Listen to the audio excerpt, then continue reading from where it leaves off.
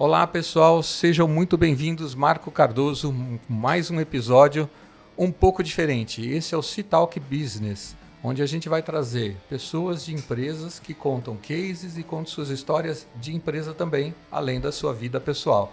Hoje, mais uma vez, estamos aqui com o Ricardo. Ricardo Abrão, obrigado por estar substituindo mais uma vez a Maria, né? Seja muito bem-vindo. Obrigado, Marco, mais uma vez por essa oportunidade. Fiquei bastante contente pelo convite, principalmente pelo convidado que a gente tem hoje. O convidado de hoje é muito especial para nós, né? Sem dúvida. Através deles e do nosso trabalho, conseguimos ganhar um prêmio bem bacana. Isso. Dois prêmios bem bacanas. Exatamente. Depois nós vamos contar toda essa história para vocês aqui durante o episódio de hoje. Sejam bem-vindos. É isso aí, sejam muito bem-vindos. Se apresenta o nosso amigo? Apresento, mas eu acho que eu vou contar uma história antes. Então acho tá bom. Vou contar uma história então antes. Tá bom. Acho que foi 2019, Exato. Antes da pandemia. Eu estive num evento de tecnologia do meu amigo Ricardo Natali. Natali, um grande abraço, do Experience Club. E sabe, né, nesses eventos a gente tem muitos parceiros que apresentam suas soluções de tecnologia. E eu fiquei ali naquele momento bem entusiasmado com uma ferramenta de analytics chamada Domo, onde o dono, Josh, estava fazendo a apresentação com um celular, mostrando todos os números da companhia. A Domo é uma empresa que está na Bolsa de Valores. E eu falei assim, preciso levar isso para a companhia, para a indústria farmacêutica que eu estava trabalhando. Eu preciso levar isso como um projeto. E tive a sorte que o Josh sentou ao meu lado. Viu, Ricardo? Sentou ao meu lado na hora do almoço. Então eu pude conversar com ele ali, e a conversa foi muito boa, e ele simplesmente ali na hora falou assim, então eu vou liberar um técnico para ir para o Brasil para ajudar vocês numa prova de conceito. E aí começa tudo. E aí eu conheci Luiz Bardim, que está aqui conosco, que depois intermediou todo o nosso processo comercial. Bardim é responsável pela área de vendas de Caribe e América Latina. Depois você me corrige se eu falar alguma coisa, Bardim. Tá certo. Então, além de um parceiro que a gente fez grandes coisas juntos, junto com o Ricardo também, virou um grande amigo. Bardim, seja muito bem-vindo. Muito obrigado. Um prazer estar aqui. E obrigado pela bondade de vocês aí na apresentação. Mas realmente foi eu quisera ter mais clientes como o Marco, que depois viram amigos, né? Então, é uma relação que começou de fornecedor para cliente e depois foi se expandindo para o lado da parceria, né? Que a gente, graças a Deus, manteve, apesar de mudanças aí de empresas e tal, a gente manteve até hoje e cada vez se fortalece mais, né, Marco? Com certeza. É um prazer estar aqui. Obrigado. Agradeço muito pelo convite. Muito bom, Bardim. Para mim também é uma alegria poder estar aqui com você, porque nesse projeto que o Marco encabeçou dentro dessa indústria farmacêutica, eu tive a oportunidade de ir junto com ele na parte técnica, e o apoio de você, trazendo as equipes técnicas, trazendo uma discussão comercial que coubesse na realidade do Brasil, sempre foi impecável, né? Então, Luiz, a gente queria conhecer um pouco mais de você, um pouco mais da sua infância, da sua carreira. Você estudou na Unicamp, fez ciências da computação, trabalhou por 10 anos na DigiRede, passou pela Novell. Então, conta um pouquinho pra gente tempo. essa sua... Faz, né? Só um pouquinho, né? Só um pouquinho. Denunciaram a minha idade já. Não tínhamos combinado isso. Não, Né? é que você começou cedo, não foi com 10 anos? Eu era muito precoce. Então, como é que você se viu indo para a área de tecnologia e esse caminho todo até chegar na Domo e morar nos Estados Unidos atualmente, inclusive? Faz um tempinho, né? Bom, eu sempre gostei de tecnologia, mas por exemplo, eu adorava música, né? Como adolescente e tal. Então, meu sonho era um dia construir o meu amplificador, né? Então, eu queria comprar lá as pecinhas e projetar.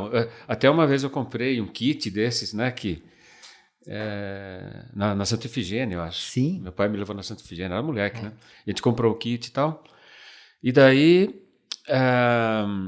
vinha as instruções, né? Mas era tudo, vinha pecinha por pecinha, daí você pegava o soldador e ia colando lá na placa e tal, né? Sim. E durante esse processo de montar, faltaram algumas instruções, né?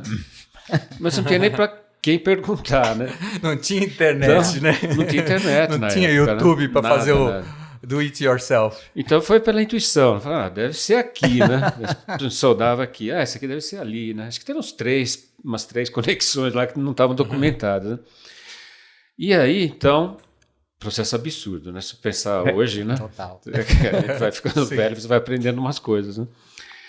Aí montei tudo, pus na caixa, fechei e chegou o momento, não teve nenhum teste antes, não, vamos testar esse componente, aquele outro, nada. Produto final na caixa, fechado, chegou a hora, né?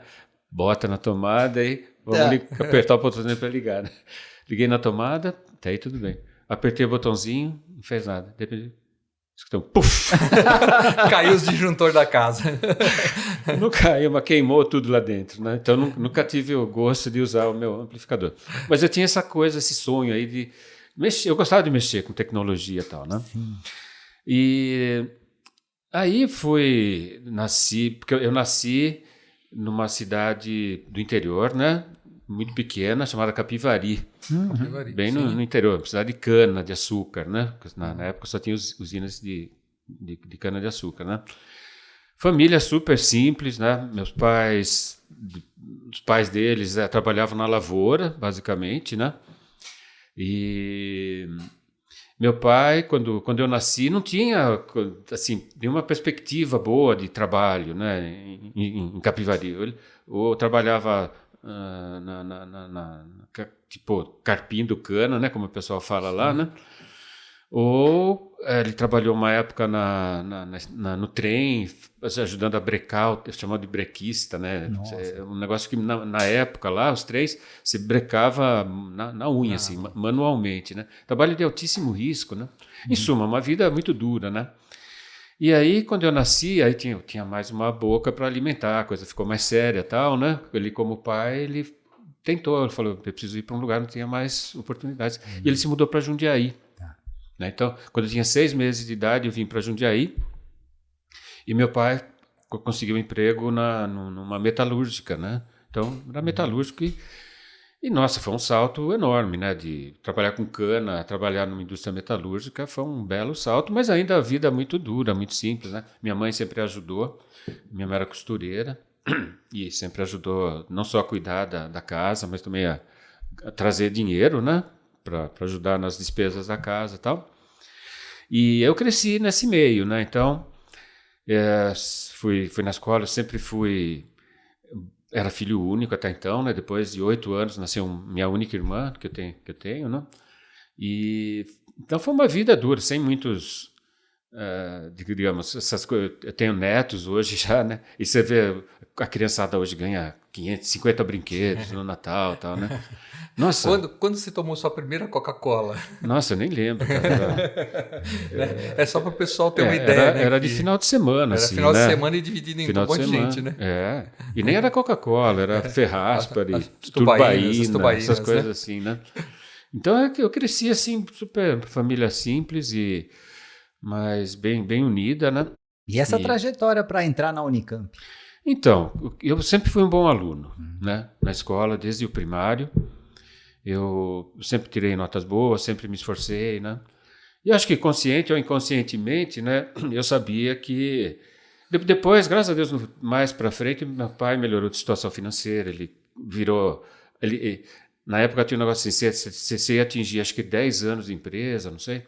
Aí você, por lei, ganhava uma série de direitos. Você não podia ser mais dispensado, né?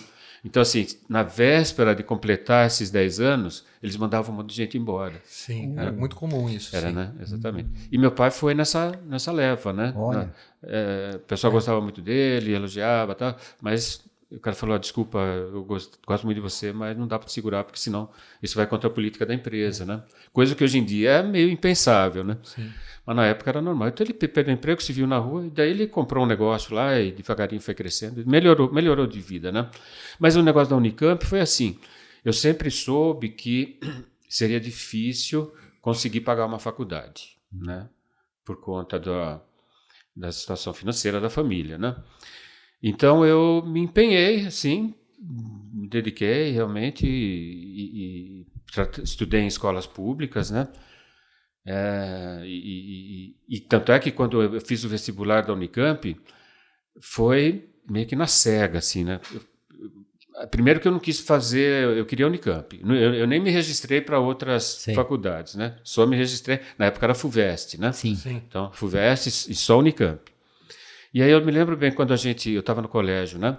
A gente foi fazer, junto com um amigo meu, o registro, né?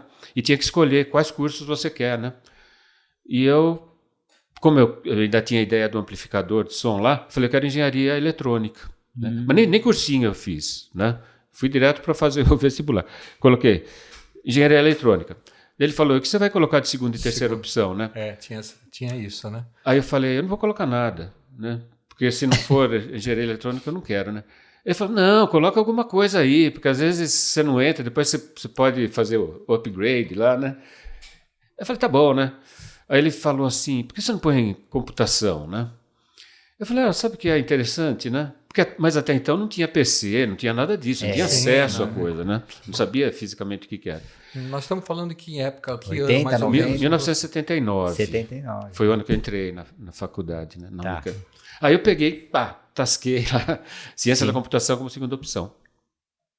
E acho que engenharia mecânica como terceira. Bom, prestei o vestibular, né? Sem cursinho, sem nada. E daí chegou o dia no jornal, eu lembro bem, saiu o resultado do dia que teve a volta do Ayatollah Khomeini para o Irã, né? Que ele estava exilado. Então, no dia que na capa do jornal. Na capa do jornal. Pessoal, a gente usava jornal naquela época. A gente recebia o resultado das universidades pelo jornal. Publicado no jornal. Então, a capa era o Khomeini e lá no meio tinha a lista dos alunos que passaram e tal, né? E eu peguei a segunda opção, que era a ciência da computação. Mas entrei assim, falei, não, vou entrar, né? E daí eu vou tentar, o mais rápido possível, mudar para engenharia eletrônica, né? Cara, na minha primeira aula de programação, era em Pascal, que eles ensinavam na faculdade, né? Puta, eu adorei o negócio. Entendeu? Eu falei, nossa, que coisa legal, isso aí que é computação, né? Mas caiu no seu mês imediatamente. Na hora eu já desisti de tentar mudar, né? E daí foi em frente, fomos nesse caminho. Foi mais fácil de entrar na Unicamp do que de sair da Unicamp, porque também eu me deparei com uma situação assim, aulas de cálculo, por exemplo, né? E o pessoal que tinha entrado, que era a grande maioria, que tinha feito cursinho ou cursado outros colégios aí, os caras já sabiam derivada, já sabiam integral. Eu não tinha a menor ideia do que eram essas coisas, né? Sim. Então entrei realmente sem... Primeiros anos... Fora o nível de bagagem que eu tinha de escola, né? Era muito mais baixo do que o nível geral. Então foi sofrido, né? Para... correr atrás, né? E nessa época você ainda não trabalhava? Não, você chegou a trabalhar alguma coisa? Não trabalhava. Eu ajudava meu pai um pouco no negócio dele, né? Sim. Mas não. Então, isso foi um grande presente do meu pai, né? Que ele conseguiu me dar, que é a possibilidade de fazer um curso como esse, que era período integral, não tinha opção de noturno na época, tal. Era período integral e à noite você ralava estudando, né? Entendi. Então ele conseguiu me dar essa condição que, nossa, sempre fui muito agradecido. E a primeira oportunidade de emprego foi na DigiRede? Então, daí chegou a hora de estágio e tal, e a gente fez ia em usinas, e todo tipo de indústria que você pode imaginar, né? E a DigiRede se mostrou muito interessante, né? Porque era um momento que também para o pessoal mais novo, que talvez não conheça o passado do Brasil aí, o Brasil era um país com um mercado protegido, né, de informática, né? Então você não era como hoje que você importa qualquer coisa, né? Você pode ter que pagar imposto talvez, né? Mas você pode importar qualquer coisa que você quiser hoje, né? Qualquer tipo de computador, qualquer tipo de software, né? Na época não era assim. Na época o governo, com o pretexto de fomentar, incentivar o desenvolvimento de uma indústria local de informática, né? Ele criou uma lei que era assim, se tivesse um similar nacional, você não podia... Nem importar. Não tinha imposto, não tinha nada. Isso chamava-se reserva de mercado. Reserva de mercado, exatamente. Então, várias empresas, né, tiraram proveito desse benefício aí, né? mas não como deveriam, digamos, né? Infelizmente, né? Infelizmente. Infelizmente, porque tiveram apoio para fazer, né? Tiveram um oceano livre aí para navegar. de mercado. Não tinha concorrentes, Não né? tinha concorrente. Então, assim, se você tinha um computador que você dizia que fazia tal coisa, tinha tal capacidade, você não podia importar um computador de fora com a mesma capacidade. O software, o sistema operacional, por exemplo, né? O MS-DOS, na época era de PC, não podia ser importado para o Brasil. O Unix não podia. Eu usei o Cisne, era alguma coisa do Itaú, da Itautec, né? Da Itautec, exatamente. Então, o que aconteceu? Na época, o mercado financeiro, até hoje, né, um mercado muito bom para a informática, né, tem muito dinheiro. Então, os bancos, eles compravam muito, né? Eles tinham potencial. Foi na época que começou a automatizar as agências bancárias, porque até então não tinha automatização. Esse negócio de caixa eletrônico, mesmo o atendente lá com caixa eletrônico, daquele que carimba na hora o recibo, não existia isso. E a Digirede era uma empresa líder, foi a pioneira, basicamente, nesse mercado aí, né? Então, a gente fazia o nosso próprio sistema operacional, a gente fazia o nosso próprio hardware, não era Linux, não era DOS, não era nada, era o sistema operacional nosso, entendeu? E eu trabalhava, e essa parte eu gostava muito na época, né? Essa parte de sistemas operacionais. Você trabalhou no desenvolvimento desses sistemas operacionais. Olha só. Então, ou seja, trabalhou no nível 0,1 ali. No nível baixo ali, no nível dos no nível super baixo. E eu gostava, assim, foi uma fase da vida, né? Que você falava com a máquina, né? Isso. Eu escrevia o sistema operacional lá que ia falar com a máquina, com o hardware. Trabalhando, inclusive, muito Bem próximo perto da eletrônica que você tanto gostou na infância. Exatamente. Mas assim, você não tinha muito contato com o cliente, né? O ser humano. Só quando dava um problema estrondoso lá, que tinha a ver no nível de sistema operacional, às vezes a gente entrava no circuito, né? Mas era mais uma relação com a máquina do que com o ser humano, né? E eu fiz alguns anos disso daí, até que não me satisfazia mais. Eu falei, eu preciso ter mais contato com gente, entendeu? Eu quero começar a mexer mais com pessoas. E daí eu comecei uma guinada aí mais para a área primeiro de marketing, né? E depois para a área comercial. E foi no momento que coincidiu com o fim da reserva de mercado. Porque daí teve uma revolução, teve mudança de governo, tal. Não vou nem entrar na política da coisa, né? Tivemos muitas dificuldades, anos 90. Exatamente. Não, isso era anos 80 ainda, né? E daí o que aconteceu? Acabou a reserva de mercado, foi um desespero, né? Sim. Empresas como a Digirede, por exemplo, não...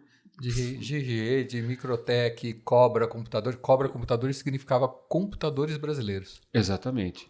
Então esse pessoal todo já não tinha mais, porque daí você tinha que concorrer com o cara de fora, né? Que era um produto muito melhor. Mais desenvolvido. Muito desenvolvido. Já faziam em grande escala. Exatamente. Embora a gente tenha tido essa reserva, também houve uma certa acomodação, né? De não precisar evoluir. É isso, né? Lembra porque os a carros? reserva de mercado né? faz isso, né? Os carros era isso. Tinha 8 modelos de carros para poder escolher. Foi por isso que eu falei, foi uma ideia, uma Sem intenção boa. Sem ar-condicionado, sem câmbio Sem automático. vidro elétrico. Foi uma intenção boa, mas que o pessoal usou de uma forma errada, né? Em vez de aproveitar para se desenvolver, não, aproveitou para ganhar dinheiro, que eles cobravam. Eu lembro até hoje, o preço para automatizar uma agência pequena assim, né, de um banco, na época era $100 mil mais ou menos. $100 mil.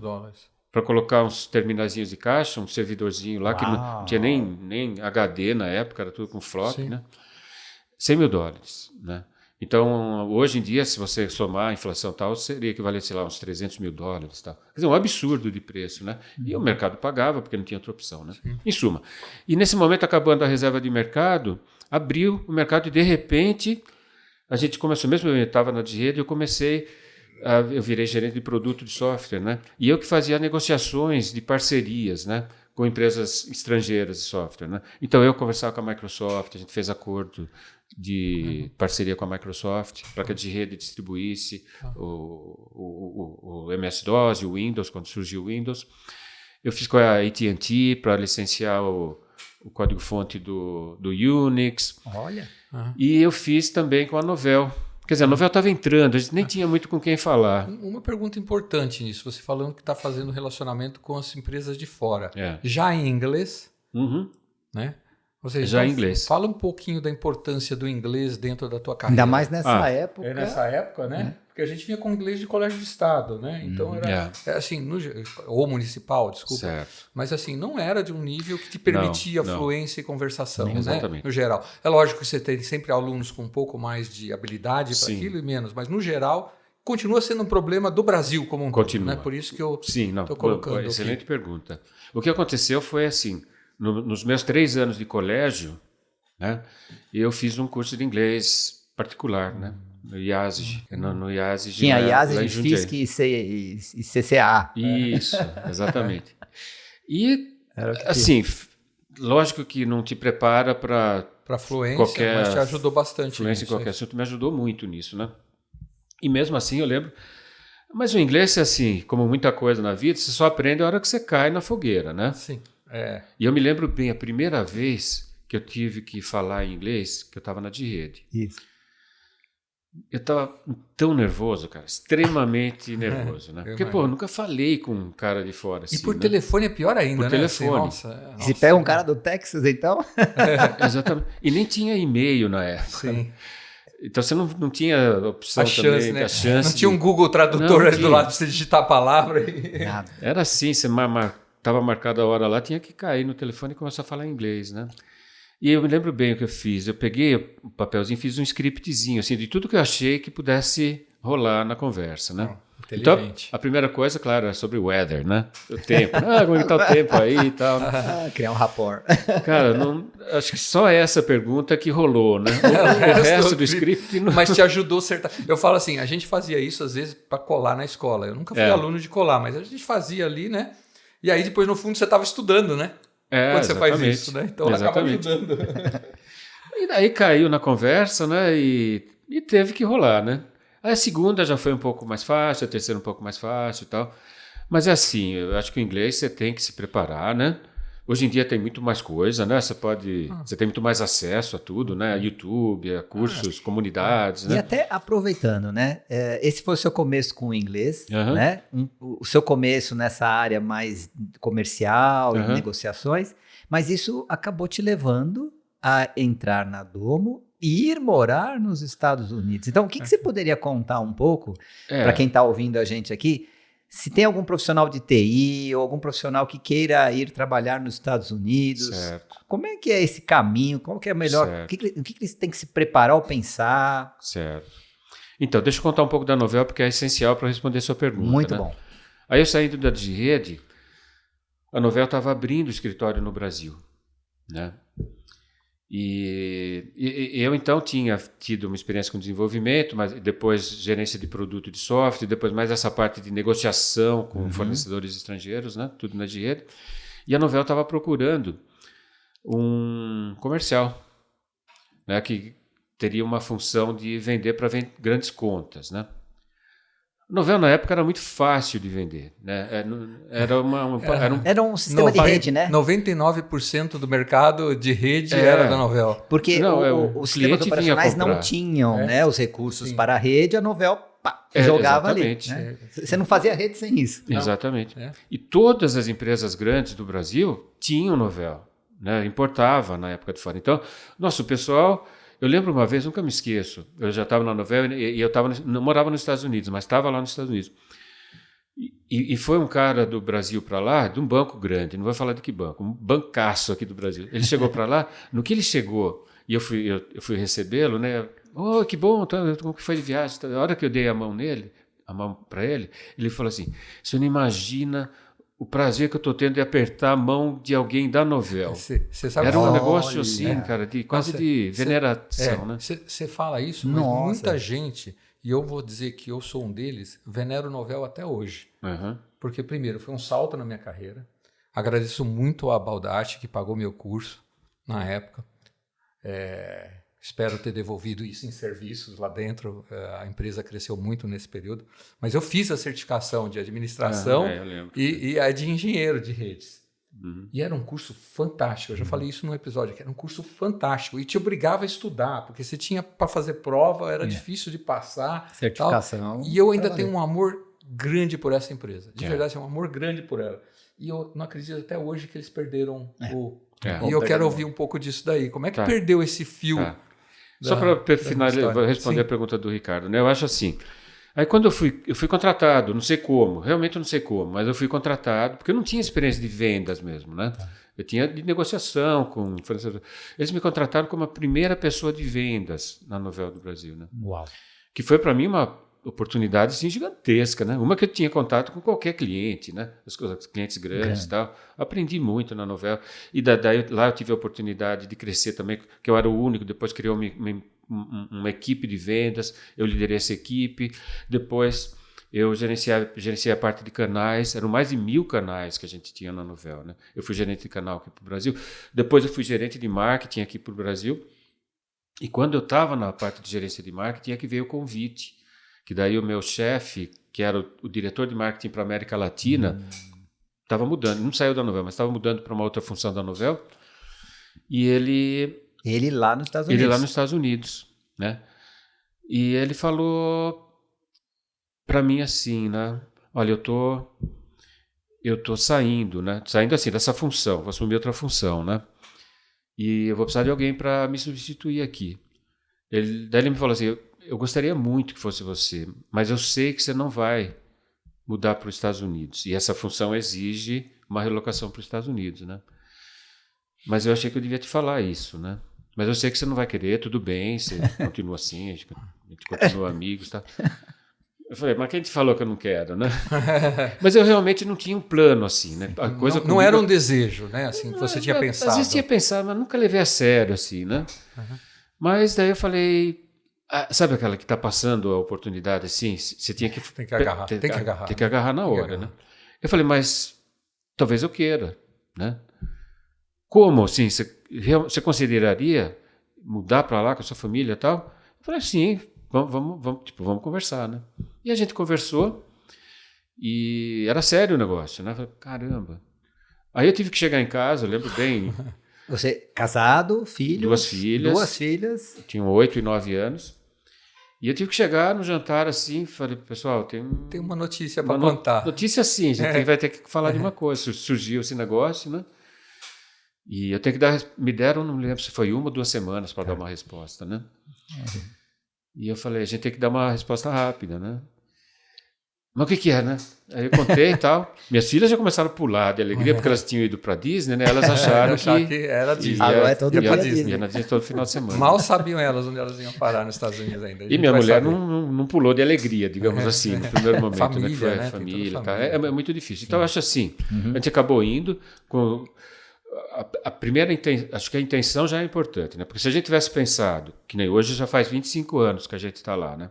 Se tivesse, naquela época, pensado, não, você vai para ficar no mínimo 25 anos lá, eu não teria ido. Né? Mas a gente foi, assim, o mindset foi o seguinte, vamos para ficar 1 ano, talvez 1 ano e meio, mais ou menos. E aí, se não tiver bom, a gente volta. Faz uma reavaliação, né? Antes de criar muitos vínculos, a gente volta. Então a gente foi assim, com uma carga não muito pesada, entendeu? Porque vamos sentir. Se não estiver legal por algum aspecto, a gente volta. Então acho que essa primeira passo para quem quer ir, né? É talvez fazer um compromisso mais light assim no início, né? Porque a mudança, a hora que você está lá, você vai percebendo um monte de coisa que é legal, mas tem muita coisa que não é. É difícil também, né? Principalmente se você é cara família, assim, né? É difícil. Né? É difícil porque, que nem a gente é de família italiana, tal, todo domingo a gente estava juntos, né? Almoçava junto, aquela coisa, né? E lá não tem, né? Então, tudo bem. Eu até tive o privilégio de vir, como eu sempre trabalhei com a América Latina, mesmo morando lá, eu tinha esse privilégio de vir com uma certa frequência para cá, né? Mas é muito difícil o lado familiar, né? E porque acontecem coisas também, né? Falece um parente muito próximo, você não está aqui, você não consegue chegar a tempo. Aconteceu com meu pai recentemente, né? Você sabe. Sim. Então, a carga não pode ser muito pesada, né? A questão para facilitar, por exemplo, se você tem, como eu tive, é muito mais fácil você fazer uma transferência interna, né? Do que aplicar para uma posição que está lá nos Estados Unidos, né? Concorrendo com um monte de gente que está igual a você. né? Porque até o visto é diferente.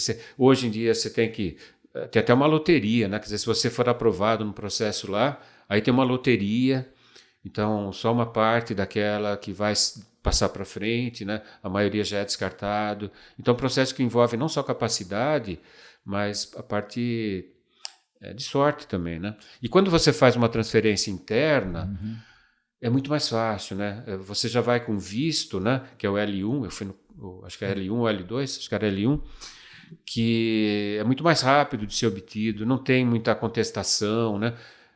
Então é um processo super liso, né? Então, se você trabalha numa empresa estrangeira com matriz fora e você tem um plano de morar fora, tenta aproveitar disso, né? Tenta negociar com a própria empresa onde você está empregado, né? Muito bom. Para te transferir para lá, né? Até do ponto de vista financeiro, eles normalmente te oferecem um pacote e tal. Mas tudo isso, assim, se você não tiver inglês, né?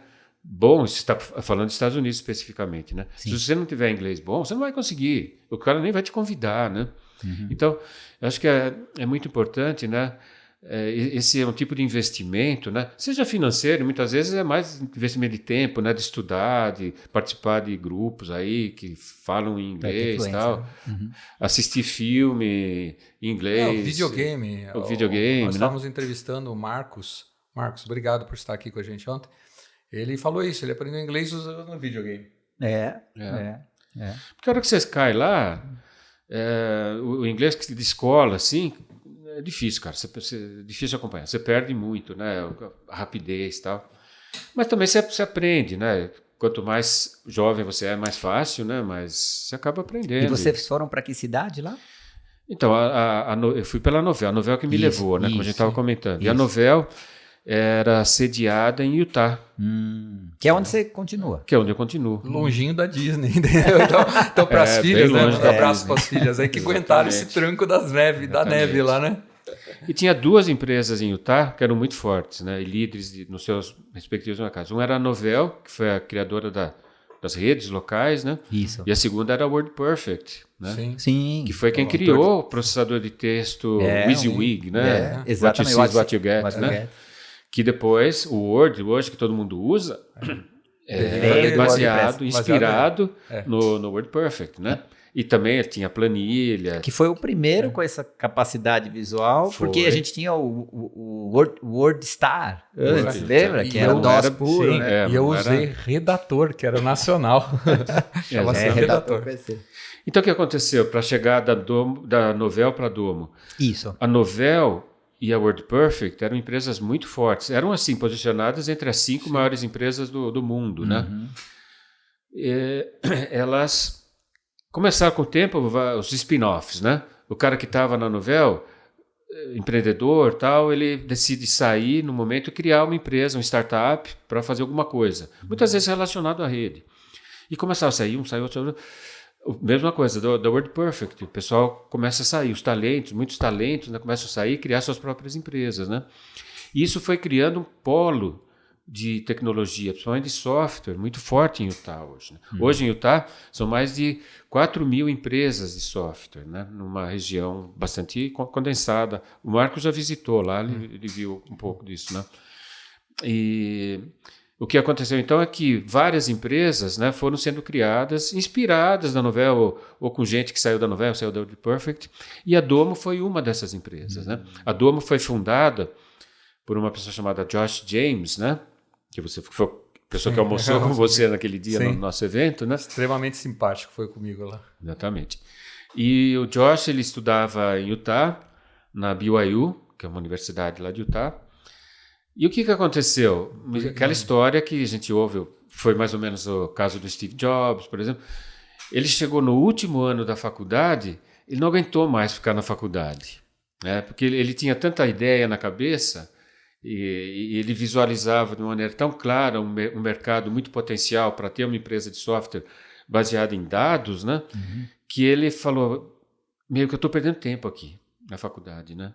Ele até hoje adora a faculdade dele, claro, né? Mas ele não terminou. Não se formou. Não se formou porque ele não aguentou ficar lá mais 6 meses, literalmente, mais 6 meses.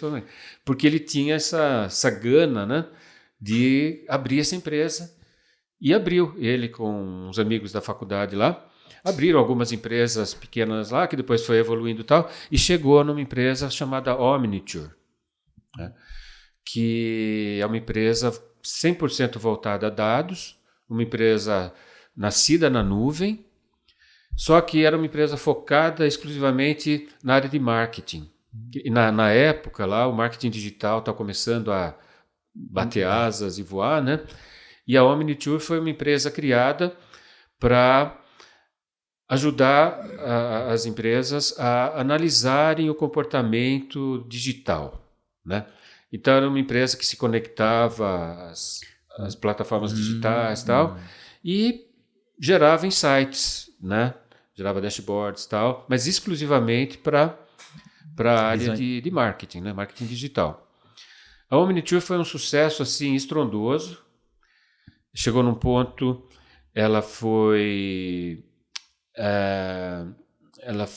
abriu o capital, né? Na época, foi o maior IPO já feito na Nasdaq, até o momento, né? Eu não me lembro o valor agora, foram acho que 20 bilhões Mas de qual dólares. a conexão da Omniture com o Domo? Então, isso foi pré-Domo. Ah, tá. Né? E daí o que aconteceu? Abriu o capital tal, depois em algum momento chegou a Adobe, né, que é empresa gigante, Adobe. né, e quero comprar a Omniture, né? E comprou a Omniture, daí saiu da bolsa e virou um braço da Adobe, né? E foi nesse momento que aí a coisa complicou assim do ponto de vista... E o Josh continuou tocando o negócio, né, da Adobe, que não chamava mais Adobe, mas que daí dentro da Adobe virou... Como que chama a plataforma de...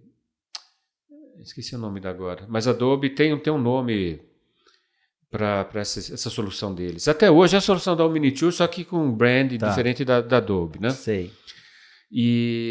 Mas ele não queria basicamente trabalhar para uma empresa grande, ser um funcionário lá, tal, independente da independência que deram, não. É complicado esse porque negócio, ele né? abriu essa empresa... Ele abriu a Omniture, entendi. fez sucesso e depois foi vendida. Entendi, tudo com Então, ele, história dele. E daí aquela coisa, né? Seria melhor ele contar a história, né? Mas daí ele falou, não, eu quero descansar um pouco, né? Aí ele conta assim que ele estava descansando no primeiro dia, né? No primeiro dia. Ele falou, puta, mas meu celular não está tocando hoje, né? Não tem ninguém me enchendo o saco, não tem nenhum problema para resolver. Eu não aguento essa vida, né? E não era falta de dinheiro, né? Não, exatamente. Muito longe disso, né? Exatamente. Mas aí ele falou, não aguento, eu preciso fazer alguma coisa, né? E daí ele já tinha essa ideia, que lógico, durante todo esse tempo de Omniture, ele começou a pensar, mas pô, por que vou fazer isso só para marketing, né? Tem tanta indústria, né? Que de repente precisa de uma solução analítica, uma solução de dados, né? Para a indústria ou para o mercado financeiro também precisa. Todo mundo. E daí vem aquela coisa, pô, peraí, em vez de fazer um negócio só para marketing, eu quero fazer uma coisa ampla, uma coisa horizontal, né? Que serve para qualquer mercado. A única coisa que você tem que ter é dados. Então, se você tem dados, independente da natureza do seu negócio, você precisa de alguma coisa que vai juntar os seus dados, vai poder integrar os seus dados, vai poder limpar esses dados. Uma coisa que você possa usar de maneira simples, foi uma outra premissa assim, obrigatória, que ele via. Tudo bem, tem soluções de analítica, tem solução de integração de dados, mas são todas muito complexas, né? Precisa de engenheiros. Pedaços separados, né?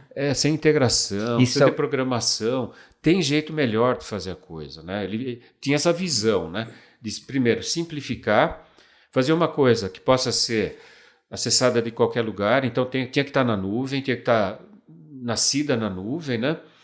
E mais, daí nessa época que ele estava pensando na Domo, já tinha o celular, que estava também tendência claríssima já de adoção para tudo, né? Não só para ligação e tal. E tem que ser uma coisa, eu quero que o executivo ou o chefe do departamento, que qualquer pessoa possa gerir o seu negócio a partir de um celular. O cara não tem que ir para um computador para fazer as coisas, né? Então, a Domo nasceu nessa toada aí, entendeu? Em que ano mais ou menos aconteceu isso? Faz 15 anos, 15 mais ou anos. menos. Tá. Então foi 2010, né? 2000. Mais 15 dá 2025, né? Isso. Foi em 2010, né? Então a Domo nasceu basicamente para ser uma empresa de dados. A primeira crença forte da Domo é que, claro, se você quer ter insights, você quer analisar dados, ou mesmo usar inteligência artificial para te dar insights, o primeiro passo é você tem que ter dado, né? Você tem que ter acesso aos dados, né? Então, aí já a Domo tem hoje o que eu acredito ainda que seja a maior suíte de conectores do mercado, né? São mais de 1.000 conectores que são nativos da Domo. Então, você se conecta, seja um ERP, seja a um banco de dados, seja Uma mídia a um social. CRM, a mídias sociais, sistemas de gestão de marketing. Tudo isso você se conecta na Domo de maneira nativa. Tem um conector nativo para tudo isso, né? Então, ok, conseguir acesso aos dados já é uma boa coisa. Porque daí a Domo se torna, assim, o que a gente chama uma janela para os dados. É uma única janela, né? Porque hoje você quer um dado, você tem que ir, talvez, nesse ERP. Aí você quer um dado de venda, você tem que ir nesse CRM, né? Então você tem que ir em várias janelas, né? E isso complica a navegação, a obtenção dos dados. Então a proposta foi, não, a gente quer uma única janela, né? E nessa janela eu vou ver tanto dado de produção que vem do meu ERP, dado de vendas que vem do meu CRM, o dado, sei lá, de qualidade de um processo que vem de uma base de dados Oracle. Um IoT, né? Um IoT.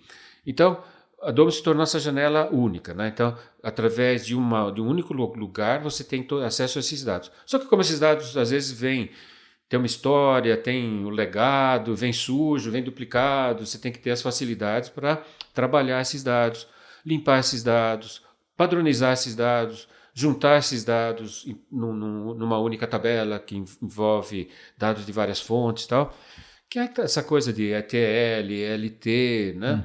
Esses processos aí de integração de dados. Então, a Domo começou a integrar componentes na plataforma, né? Qual que era a visão? Se a gente quer dar simplicidade para o cliente, né? Para o usuário da Domo, a gente não pode exigir coisas tipo, não, você tem que usar programação, o SQL. Tem que saber SQL, tem que saber Python. Porque aí você não consegue democratizar a coisa, né? Então, acho que democratização da informação, né? Dos dados, é uma palavra-chave, sempre foi uma palavra-chave desde o primeiro dia da Domo, né? Que é você dar ferramentas para o seu usuário que permitem ao usuário leigo, departamental, fazer as coisas. Ele não pode continuar dependendo de um departamento central, né? Que fala assim, não, tudo bem, eu vou te botar na fila aqui, eu vou te dar prioridade. Te garanto, em 2 meses você tem a sua resposta. Não posso esperar 2 meses. A gente ouvir essa história, né? A gente fica arrepiado e sente na pele, porque, veja, o Marco está há muitos anos e eu estou há 30 anos lidando com dados para atender principalmente a indústria farmacêutica, mas vários segmentos financeiro também. E quando a gente teve o contato com o Domo, isso que você está trazendo, a gente sente na essência do Domo como técnico que vai usar e percebe que tem exatamente isso. Assim, tem 2 pontos na ferramenta, né, nesse sistema de serviços em nuvem que são impressionantes. A facilidade com que qualquer um conecta em qualquer fonte, faz o tratamento construindo um fluxo de dados e mostra isso visualmente no Apple TV, que apareceu na minha casa lá outro dia. Né? Não é só no celular. E com uma performance muito diferenciada. O ponto é esse, uma performance. Você fala, pô, é em nuvem, está compartilhado com outros, é um monte de clientes. Vai ficar lento isso aqui, absurdamente rápido. Então, assim, não sei nada de SQL, você faz. Mas preciso usar o SQL por alguma questão? Tá lá e pode. Né? Então, quer usar Python, você vai poder usar. Vai poder usar. Então, realmente, assim... Bom, continua, mas... Não, foi legal. Depoimento, porque não sou eu falando, que eu sou tendencioso, claro, né? Mas vocês falando que já usaram, o ciclo de desenvolvimento para você sair do dado bruto e entregar o dashboard é muito rápido. Eu acho que até valeria a pena. A gente já contou isso num outro episódio no qual eu entrevistei o Ricardo, né, no outro C-Talks Business, né? A qual eu agradeci. Eu acabei esquecendo de trazer o troféu. Acho que o Vardim não Lupa viu de os ouro. 2 troféus, na verdade, né? O Lupa Sim. de Ouro, né? Mas o que acontece, né? Essa sensação que você teve foi a sensação que eu tive no evento. E como eu falei, eu dei muita sorte que ele sentou do meu lado, né? Porque senão talvez não tivesse tido essa janela, né? Na janela ali de conversar com ele no almoço, né? Como eu disse, ele foi extremamente simpático, colocou uma pessoa ali para fazer uma prova de conceito. Foi. Né? Iago, um grande abraço para você, porque eu não fiz nada, quem faz foi o Iago e o Ricardo e sua equipe, que desenvolveram tudo, que combinou com o resultado final aí dos 2 prêmios, né? Mas o Iago pegou o primeiro e fez o processo que era receber arquivos de várias fontes diferentes, distribuidores diferentes, mapas de estoques, e cada um dos mapas, Bardim, não sei se você lembra, vinha de um formato diferente. Sim. A gente tinha planilha, tinha lugar que a gente tinha que entrar no site e baixar, era texto, outro mandava em HTML, cada um tinha de um jeito diferente, e o Iago, com a ajuda de um consultor, fez isso muito rapidamente, com tipo 10 dias eu já tinha uma prova de conceito. Falei, opa, então aquilo que eu vi se materializou, né? E depois, né, como até então não tinha grande volume de mão de obra ainda em Domo, o Ricardo já trabalhava com a gente na parte dos dados, por ser um especialista na indústria farmacêutica, então contando isso para o público, eu chamei o Ricardo e ele prontamente atendeu, que eu falei assim, olha, eu consegui com a Domo treinamentos. Você faz o treinamento e você me ajuda? Eu quero construir isso dentro da empresa que nós Eu fiz estamos. só o primeirinho mais básico, já foi suficiente para fazer tudo o que você viu lá. É muito fácil. É muito fácil. E depois, essa construção se deu em 8 meses, mais ou menos, eu diria assim, full time ou quase, full time não, part-time, nós tínhamos o Ricardo trabalhando, o Iago, né, mais algumas outras pessoas, e a gente passou a ter a companhia inteira, quase tudo lá dentro, né? Só não entrou as áreas que naquele momento da empresa, eu dividi num projeto de metodologia ágil, cada área tinha o seu Product Owner, então agradecer o Carlos Regis, que foi o Product Owner, direto, o diretor, na época da área de marketing, que acompanhou todos os dashboards, né? E foi bem bacana também ter utilizado a metodologia ágil, fica para vocês essa dica, porque o que acontece? Às vezes as pessoas começam a imaginar dashboards gigantes com um monte de informação e a gente começou a entregar partes dos dashboards. E aí, quando chegava lá, o nosso Product Owner falava assim, não, eu acho que eu não preciso mais disso. Talvez se o gráfico aqui for diferente, né, Ricardo? Ou fizer acho um que filtro a mais contar aqui. um pouquinho dessa experiência, né? Esse é um bom ponto, né? Como é fácil você montar todo o processo e criar um ou mais dashboards, você consegue direcionar um conjunto de visualizações ali, um conjunto de gráficos para um determinado usuário específico numa determinada necessidade específica. Então, não é um dashboard enorme com um monte de filtros, um monte de gráficos para todo mundo e cada um tenta fazer o filtro que vai resolver o seu problema. Não, você direciona exatamente um dashboard para cada grupo de usuários dentro de uma necessidade específica. Então, um exemplo, um representante, ele vai fazer uma visita médica e ele tem um relatório pré-visita médica para ele focar ali naquele médico e o que ele vai conversar com aquele médico. Se ele vai fazer um planejamento com o seu gestor para o ciclo do mês seguinte, aí ele tem um outro dashboard que é para esse planejamento, né?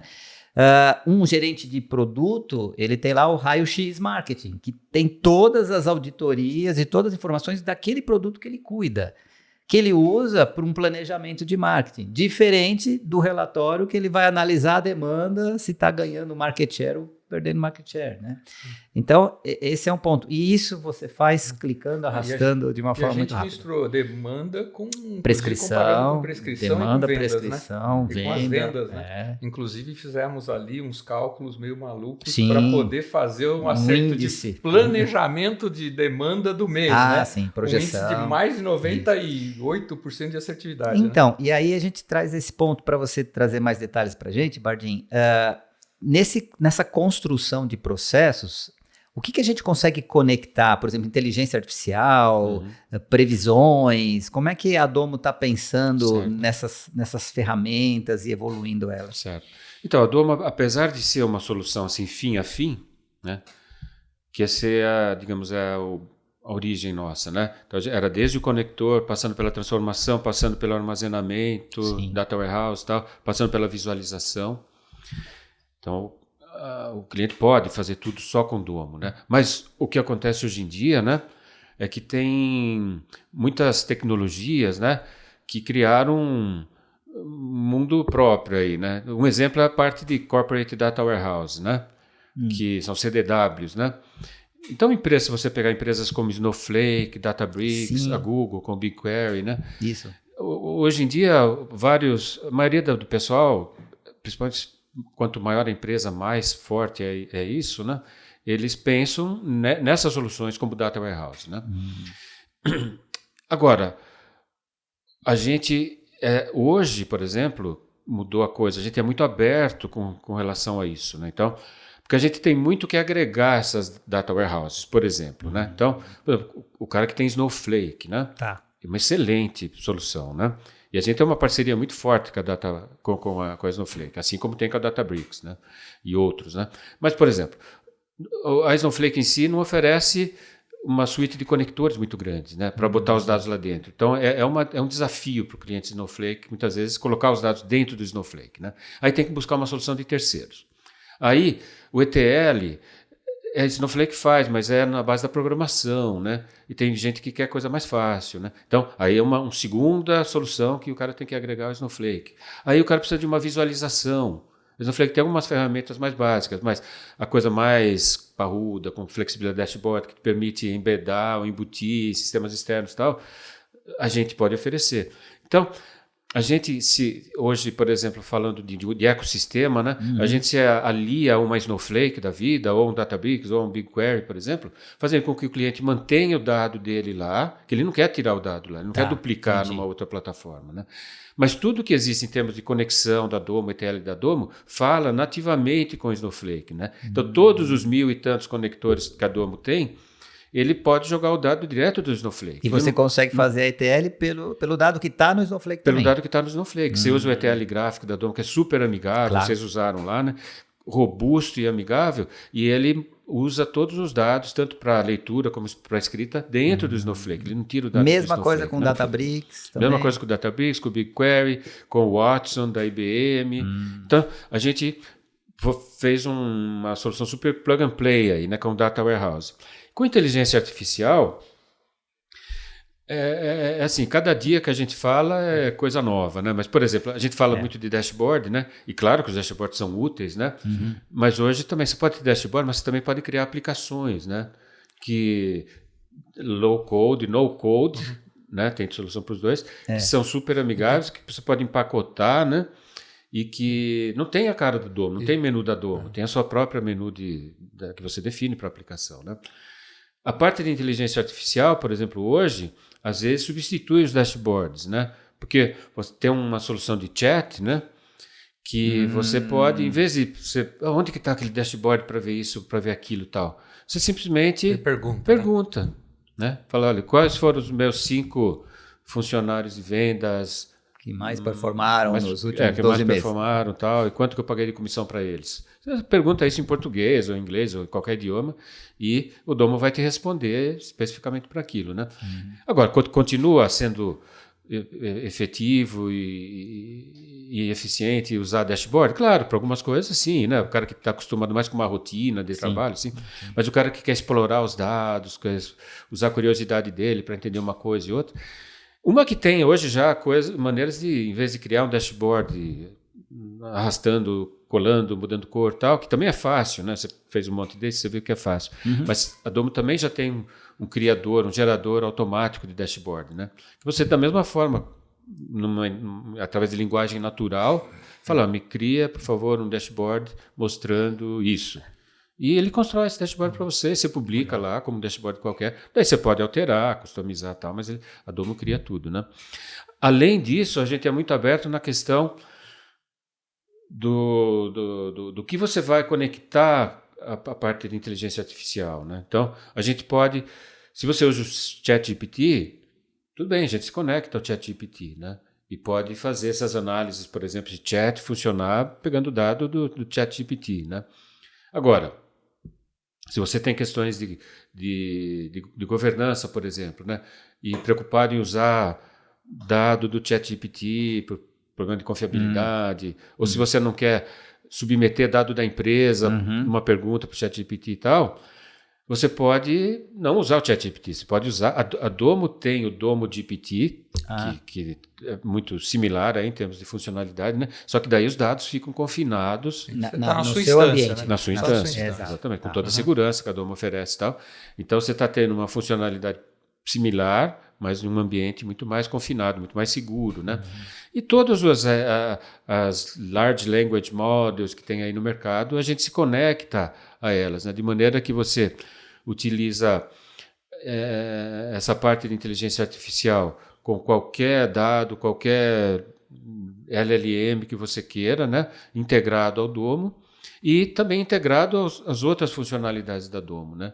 Como parte do fluxo, digamos, né? Então, em vez de ter que, por exemplo, ir com o fluxo da Domo até um certo ponto, depois ir num outro sistema, fazer alguma coisa num LLM lá e depois voltar para o Domo, você pode encaixar essas coisas, né, dentro de um fluxo do Domo. Assim como vocês estavam falando, você pode encaixar um SQL que você desenvolveu dentro de um fluxo intuitivo e gráfico da Domo, você pode inserir um Python. A gente também está investindo muito e já tem várias funções já criadas modulares para fins como, por exemplo, de forecasting, né? Então, é uma caixinha que não é programática, né? Mas você escolhe, né, num menuzinho quantos períodos você quer projetar para frente, baseado em quantos períodos de trás e de uma maneira configurável. Essas né? ferramentas todas conquistaram muitos clientes, tenho certeza, né? Você pode citar alguns? Por exemplo, eu lembro da NFL, que veio para o Brasil e vocês vieram juntos. Como é que é isso? São mais de 4 mil clientes que a gente tem, né? Em todas as indústrias, né? Então, a gente é muito usado em empresas, qualquer tipo de empresa, mas a área de marketing usa muito a gente. Na parte de cosmética, né, que foi de onde vocês vieram, né? As empresas líderes aí mundiais, como uma L'Oréal, uma Johnson & Johnson, são usuários pesados do Domo.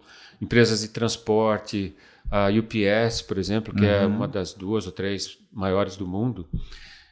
Inclusive tem um caso, eu acho que está documentado esse caso da UPS, incrível, assim, do retorno que a Domo deu, né? Porque apesar de ser uma das maiores do mundo, né, muitas vezes a coisa, na questão de dados, às vezes é meio rudimentar, né? Ainda tem alguns processos manuais, né? E eles demoram para ter informação. Então, o impacto que a Domo causou assim, para reduzir o tempo deles terem insights, para saber, por exemplo, quais são as rotas com problema, ou quais são os volumes, né, de shipment que eu fiz ontem, por exemplo. Pode parecer óbvio, né, achar que uma empresa como uma UPS vai ter isso aí na ponta dos dedos. Né? E ela não tinha, né? Então, com a introdução do Domo, ela agilizou muito a visibilidade, né? Esse tipo de informação que para eles é crítico para a tomada de decisão, claro, é um negócio muito em tempo real. Né? Então, são empresas assim, de diversos ramos, né? E tem casos documentados no nosso site, de várias indústrias e tal, mas que utilizam o Domo basicamente para... Ou é uma questão de reduzir tempo, né? Ou seja, é fazer a mesma coisa, mas um tempo menor.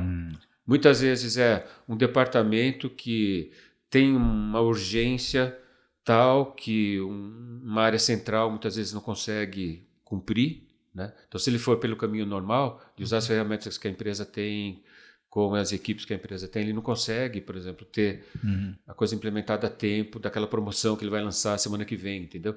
Então, com o Domo, eles conseguem agilizar isso, né? Então, por causa da facilidade que você estava falando. E o né? ciclo de venda é muito rápido também, O de ciclo certa de venda, forma. às vezes é muito... Quando o cara tem uma necessidade, assim, pungente lá, né? Ele fala, não, eu estou lançando uma iniciativa nova o mês que vem e precisa ser acompanhada de um sistema analítico aqui, né?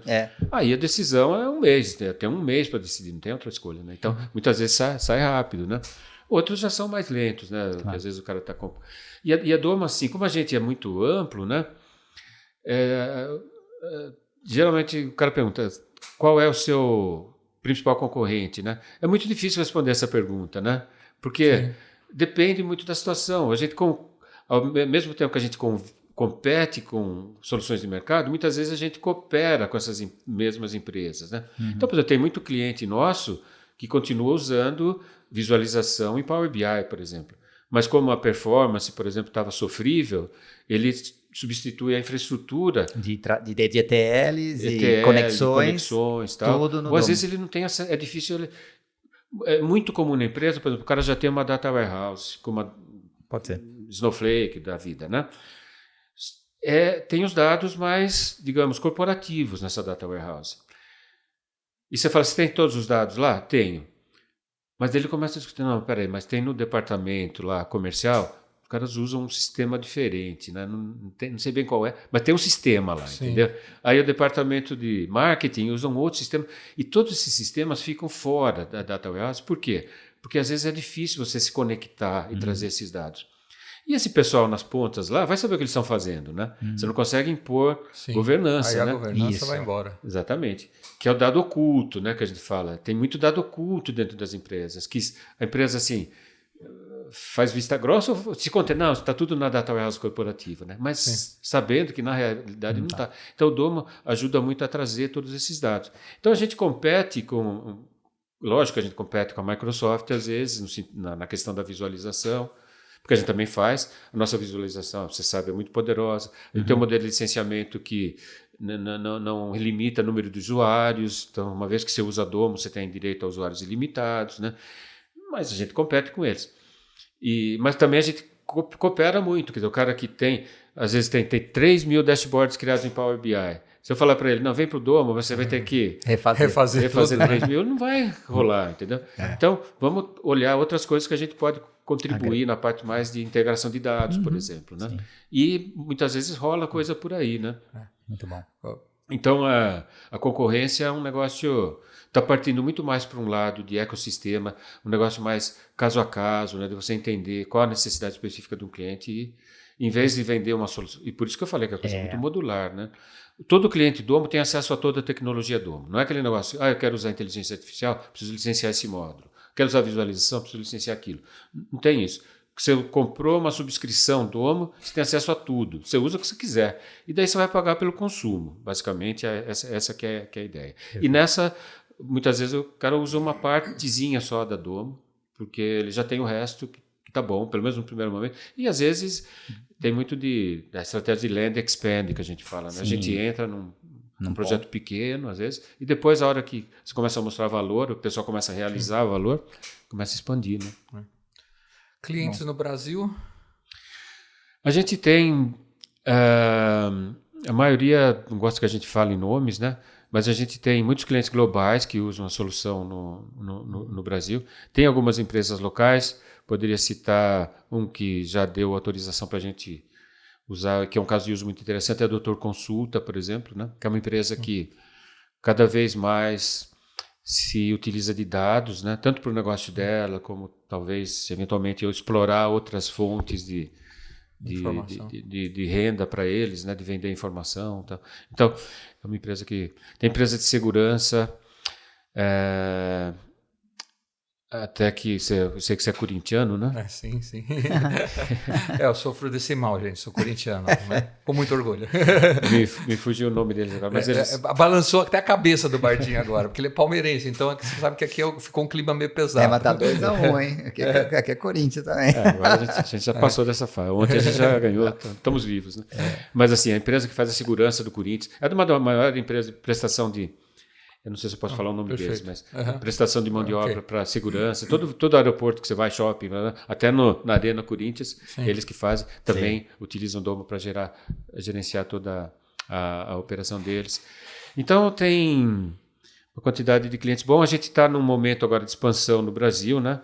A gente teve um período mais de atender demandas aí de clientes existentes, né? Mas agora a gente está criando pela primeira vez uma estrutura local aqui no Brasil. A gente já está com gente, né?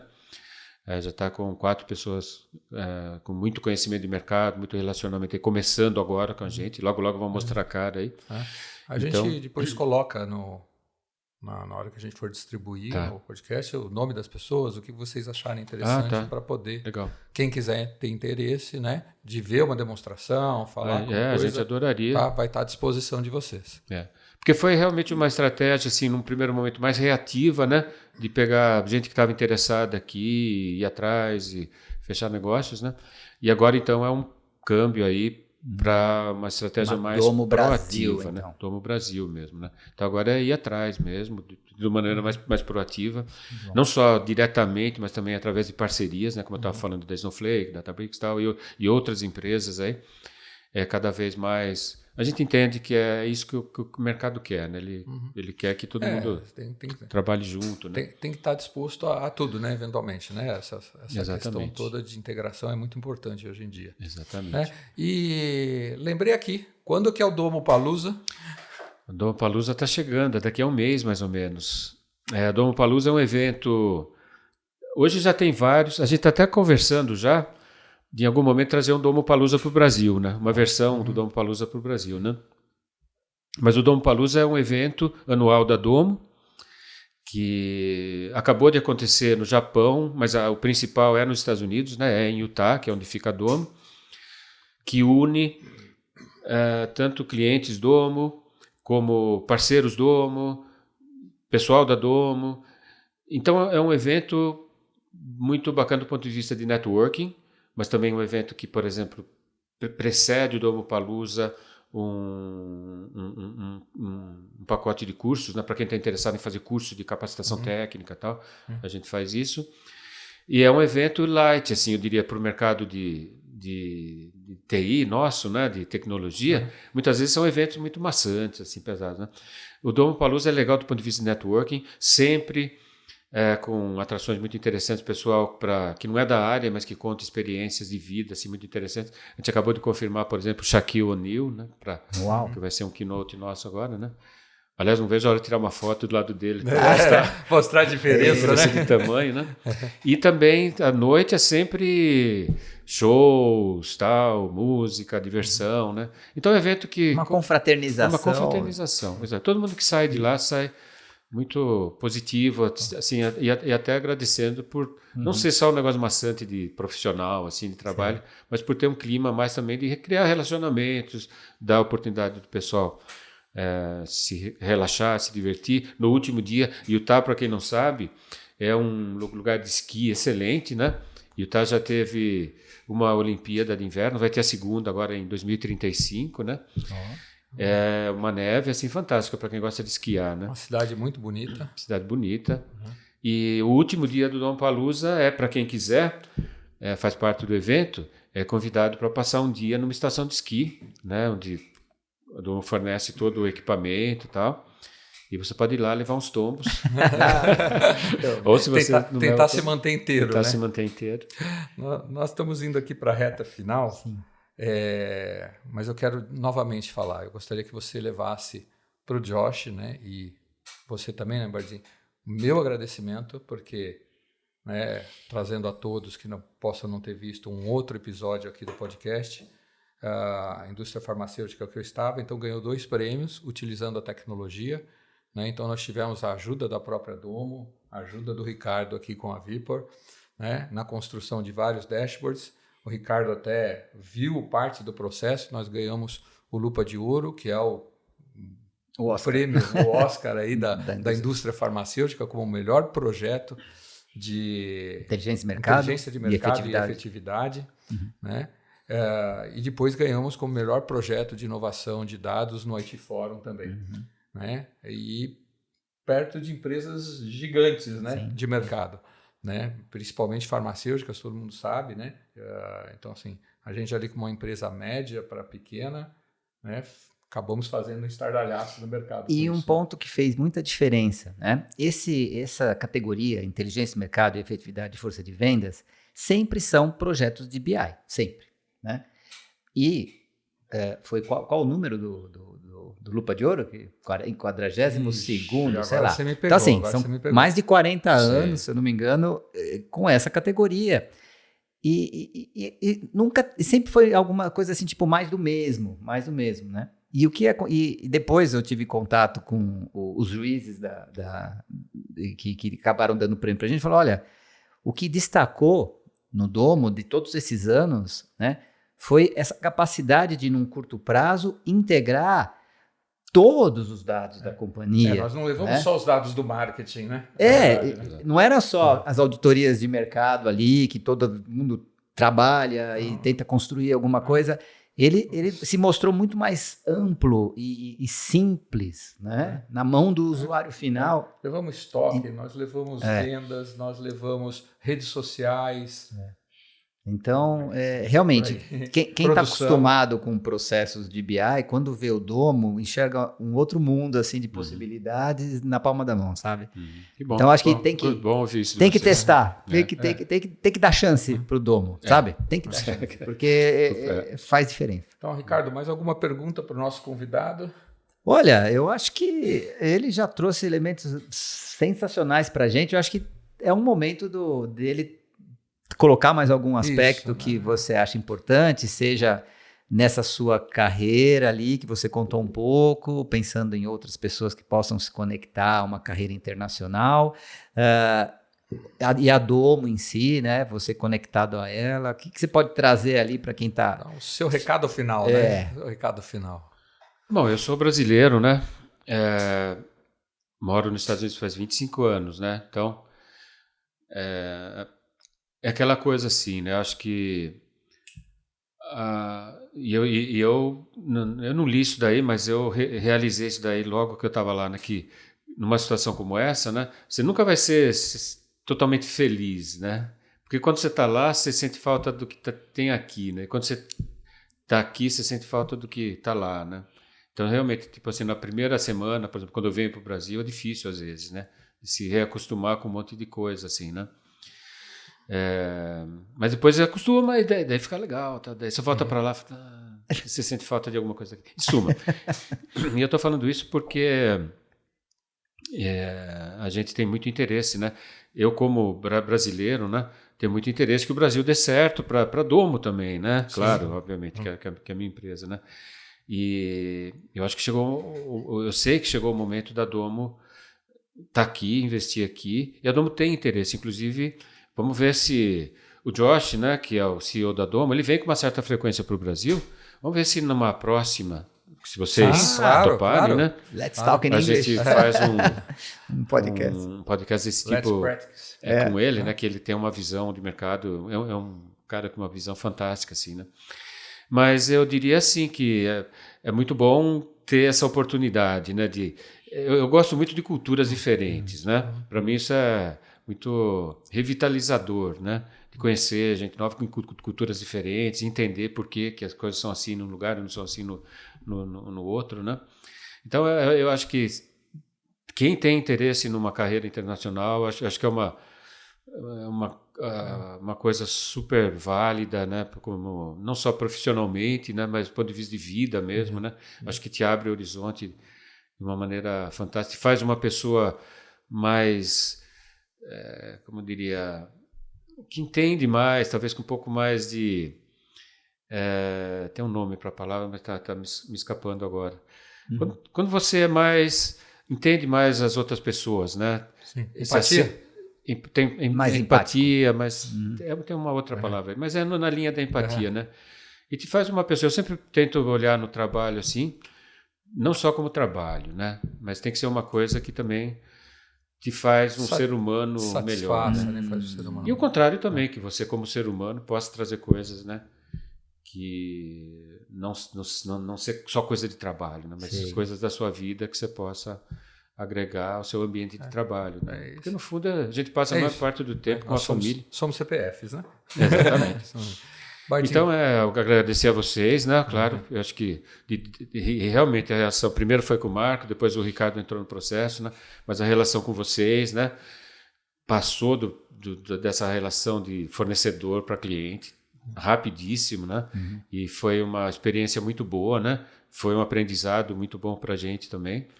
E eu acho que até hoje é tão boa que já teve mudanças tal, que a gente continua aqui, independente de onde a gente está, né? São 6 anos já. Juntos. Parece que não, mas são não 6 parece, anos. Né?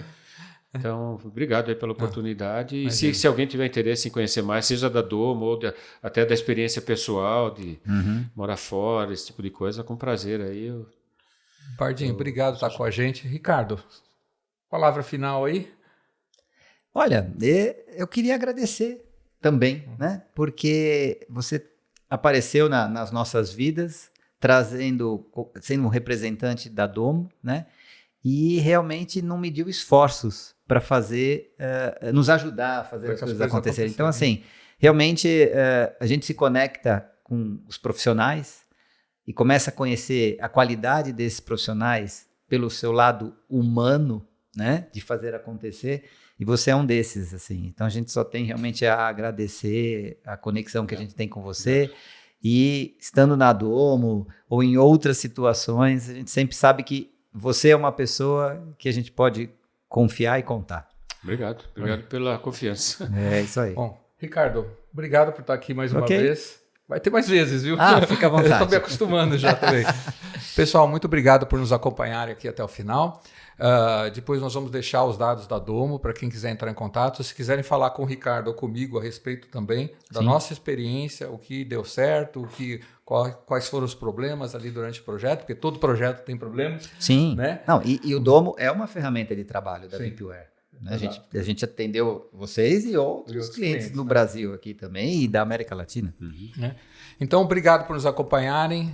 Esse é o C-Talk Business. Voltamos no próximo episódio. Obrigado, valeu. Tchau, tchau.